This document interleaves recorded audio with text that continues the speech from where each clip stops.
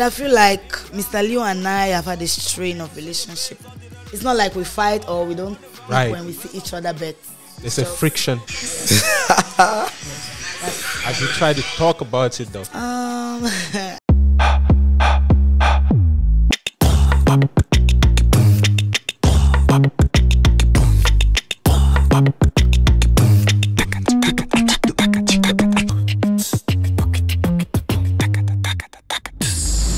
I think that there's no way that we could talk about your music. I know there's a new sound now, which I'm going to talk about the last, but before we go to that, there's no way that we can talk about you without mentioning Alpha Beta Records. You were in Alpha Beta Records. I mean, we saw all of the strides, the move that you made, international tours. You were like one of the first Cameroonian urban artists that was just, hitting tours, international tours, going left and right and stuff.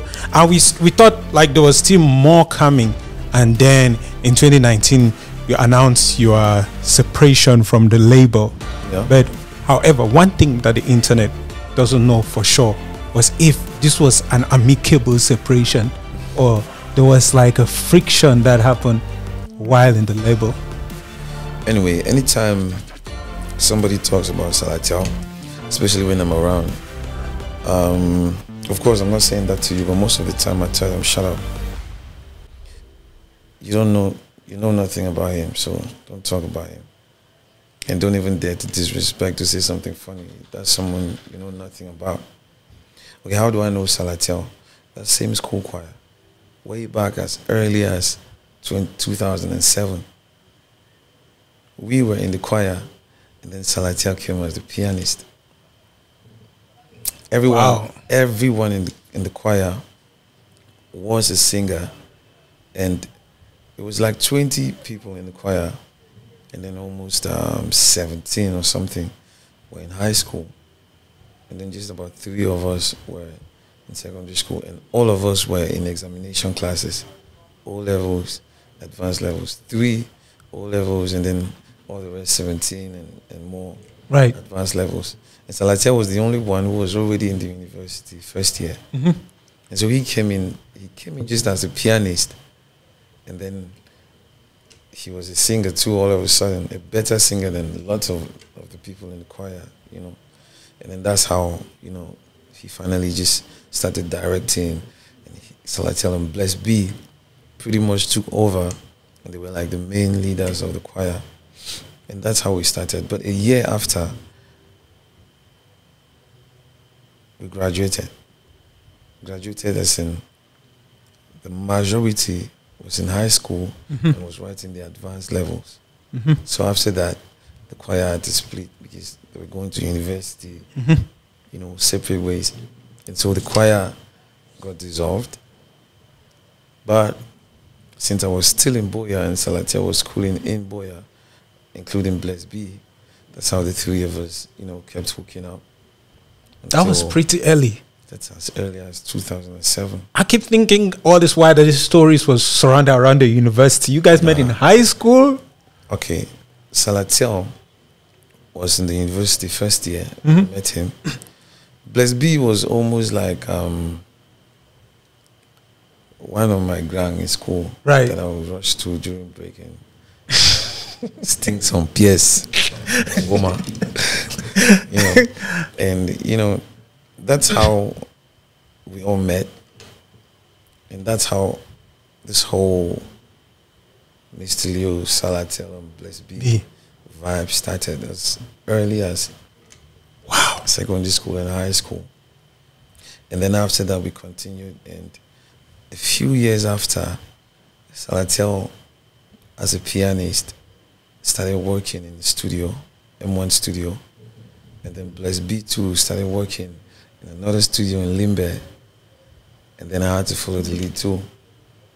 So when I stepped into music for the first time, they had already gone in as producers, and then I got into, and once in a while we just do stuff, and it just grew up from there. I mean, Alpha Beta, after a while Blessed B left, he went to Limbe, and after that we came to Douala. I went to Douala and was working, there's this studio, I've forgotten the name, but he worked with them for a couple of years. But the two people left was me and Salatiel. And that's how we built on the dream until we started the record label together. Oh, okay. Right up to, I mean, even the name, we decided on the names like Alpha. I'm like, no, Alpha, Beta, no, this, you know, until we come up with the name. And you guys went all the way back to the sciences. Alpha, Beta. That was like, yeah, he too was a science student, and Bless B too was a science student. Wow, you went all the way to physics to choose a name. Yeah. So once we got the name, the idea was, okay, he's a producer. Let's do stuff for me and let's push together. That is why, you know, Mr. Leo, the artist. Anyway, Salatiel stepped into music as a singer earlier before through this Nescafe competition that they won. That Thrill. Okay, with That Thrill, yes. That Thrill. Yes, right. Then I remember. The group didn't really work. You Yeah. know. It did at a certain level, and then they two separated. Right. And then after a while, it was focused on me. Now, okay, I'll produce, you do songs, let's push. And then after a while, he too got in. And that's how Alpha Beta happened, pretty much. So coming now to your question, if it was an amicable separation or not. This story is just to tell you the depth of family. So how can there even be a separation? Cameroonians have a way of perceiving no as an insult or disrespect. Right. It's okay to tell you no if I don't feel okay about the proposal you gave to me. Right. You don't have to feel offended. Exactly. Because it's my choice, right? But majority Cameroonians will feel offended when you tell them no. Bro, help me with 1,000 francs. No, bro, I have 1,000 francs, but I plan to do this. Right. I can't give you. They're angry. It's very okay. Nice. But a lot of people will see it as, you know, some kind of selfishness or something. So when it comes to me and Salatiel, you can't really separate family. So what happened is the two of us kept growing and growing and growing and growing.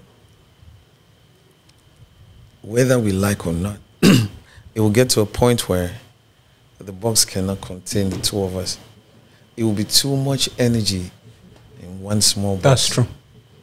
You know, so the best way for us was to separate it, create two different kingdoms, and then still show each other that love and support. And then finally, it's two huge entities that we're trying to build. Whereas if I was still there and we're in one box, it would be about one thing. Right. But today, Alpha Beta is still Alpha Beta. And then there's Lion Production. Right. I mean, people literally see us go to the football field every day, almost twice a week. Before, after the separation, and even now. And people still dare to ask if it was an amicable situation. If it was not an amicable separation, sorry, what are we still doing together? I think me and him were too mature for that. So to answer your question, we're good. Okay. Now, the last thing about Alpha Beta Records. So while you guys were just, like you said, Bless B, you and Salatiel, but somewhere along the line, there's a female that joins in. We had her on the show, ask her. And of course, she had something to say about you. I'll let you watch it.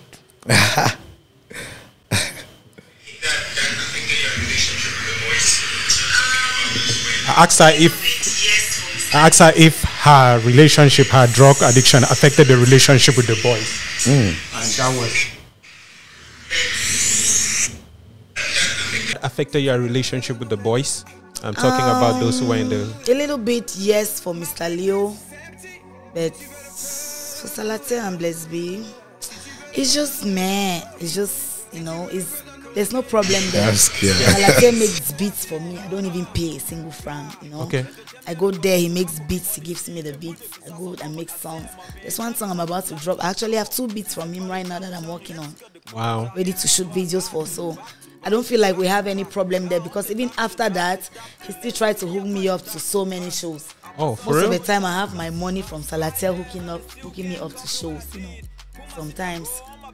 You know, but I feel like Mr. Leo and I have had a strain of relationship. It's not like we fight or we don't when we see each other, but There's a friction. Have you tried to talk about it though? Everyone is so busy.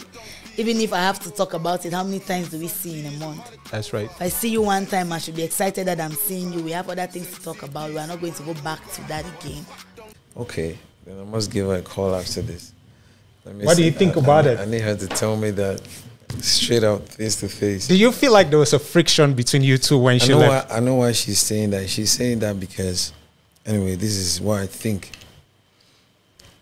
Even in the record label, me and Aska used to be very close. Right. You know, we used to be like super cool. We used to be very close.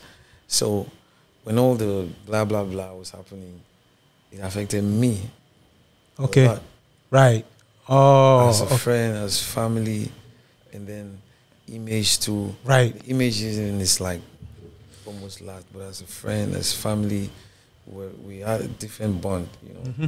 So all those things, it hit me different. Okay. You know, and then to a certain level, it's not really tension per se. At some point, it was some kind of shame too from her end, feeling like she failed me. Oh, okay. And, you know, with those things. Right. You know, and then at some point, okay, I'm a human being too. I felt hurt that, you know, we do talk about these things and then you still going, you know. But we've always been cool. Anytime she's saying these things, but the moment we meet, it's going to be a different. None of this is going to come up. Right. Because each time we meet, it's like we met yesterday. Okay. But for real, the main thing that has made us have a gap, right, it's because of this project I was working on. Okay. Not just her. Right. I literally pulled myself out of, you know, I shifted away from everyone. Right. I needed to concentrate my energy and canalize and put in this album, this whole move. Right. Even Salatiel will probably say the same. Even Blessed Be will probably say the same. Right. I just gave it some gap, and I wanted to do something for myself and concentrate. And it's been like that for more than a year. Wow. It's now that I'm, you know, like I just caught off. I just caught off from the world. Right. I needed to put my energy in one place and, you know, do something. And that's the last thing on our conversation right now to conclude. Why did you change your sound?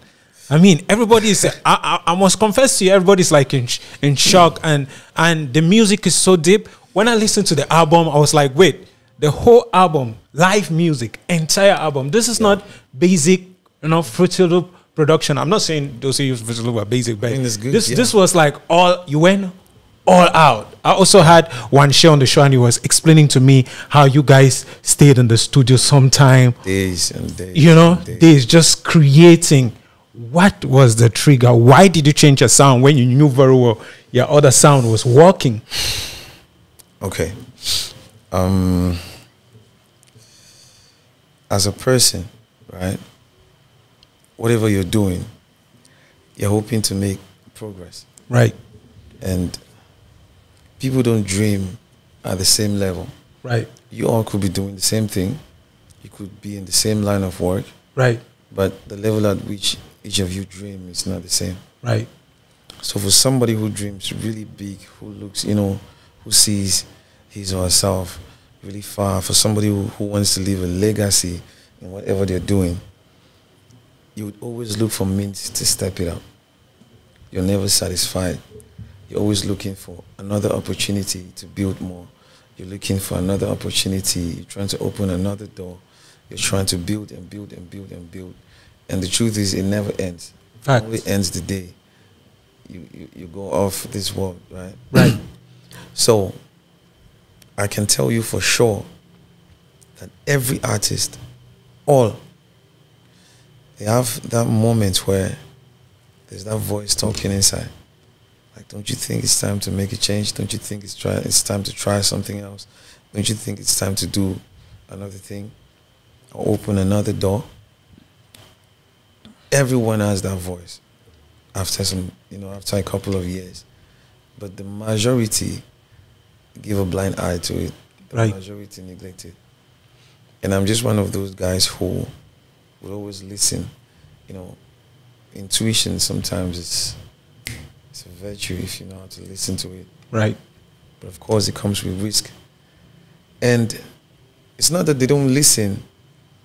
Most of the people, not just the people I know, but most of the examples I've, you know, seen, experienced, are just afraid of the consequences. They're afraid of the process. You know, opening this kind of door means your shows might drop. Right. You might start losing money. Mm-hmm. You might start losing the fame. Mm-hmm. People might start feeling like you're failing. Mm-hmm.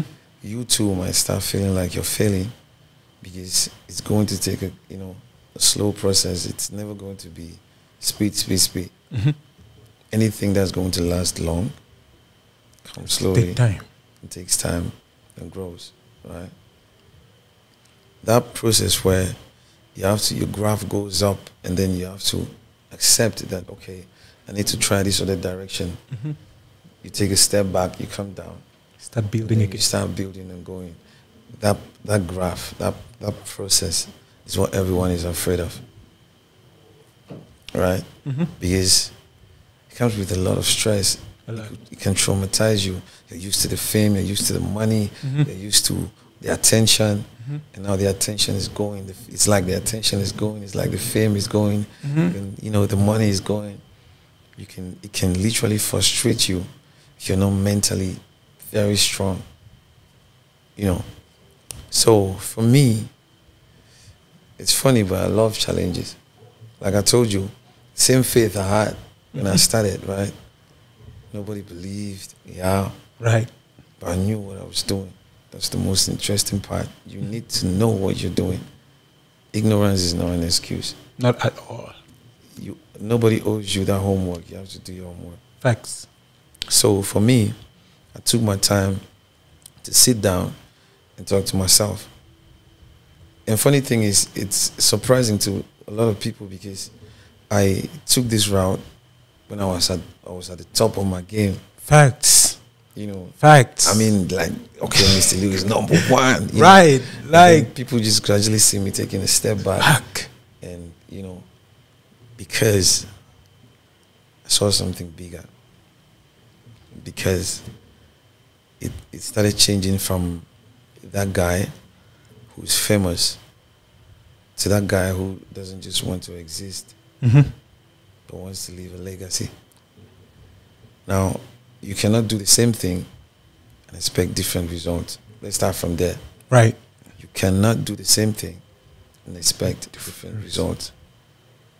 If what I've been doing has not made me a legend, if I want to be a legend, then I need to try some other thing. I need to change something about it. Facts. And that's how I look at life. That's how I see myself. For example, my biggest inspiration is me 10 years. Mm-hmm. Wow, that's deep. My biggest inspiration is me in 10 years.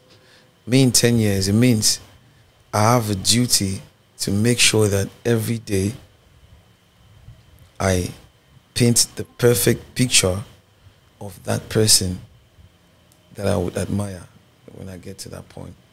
That work is left for me to do. So there's no way I'm slowing down. There's no way I'm stopping, because I have to gradually build that person I'm aiming for.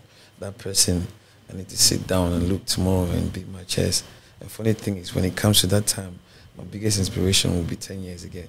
Facts. So you see that it just keeps going and going and going. That's just how I see life, and that's why I decided to make this musical change. And just to add, nothing really changed about me. It's the same cook, just a different dish. Wow. I must say that I'm totally very honored to have you on the show, and it's so amazing, because this is like one of your first moves as after you dropped your album, and it's so exciting to have you in person. This is so much of an inspiration, because in as much as you spoke about your album, you also recently made announcement of the fact that you're not just trying to impact you're also trying to carry others with you. Yeah. And so there's the academy that is coming with it, to change lives. So there's the Line of Africa initiative that's on the roll now. Okay. The album is one part. There's the Land of Africa movie that's coming up next year. Oh, We're working on the script. It's gonna movie. be a giant movie. Wow. Auditions will start soon, and then the main house now is the Lion Academy. Okay.